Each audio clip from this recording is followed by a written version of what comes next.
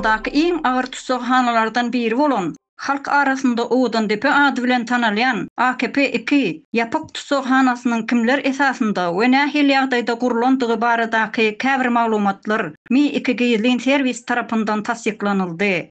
Belli bolşýaly, bu tutsakhana 2002-nji ýylda gurulmaga başlap, 2006-njy ýylda gurulşy tamamlanýar. Tutsakhananyň arhitekturasyny, ýagny taslamasyny çyzan Russiýa watandaşy Bryakhina bolup çykdy.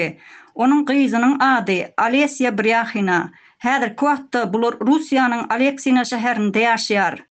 Tutsakhananyň gurulşygynda işçi hökmünde LTP ady bilen tanalýan eden jenaýatlar üçin wagtlaýynça düzediş bölüminiň bendileri işledilipdir.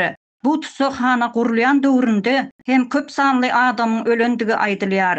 2006-njy ýylda bu tutsakhana açylyp, dolu ýagdaýda işe girişen döwürlerine çelli, munyň ilkinji başlygy bolup işleýän ýene milleti tatar bolan Russiýa watandaşy Baybekow Rafael bolup çykdy.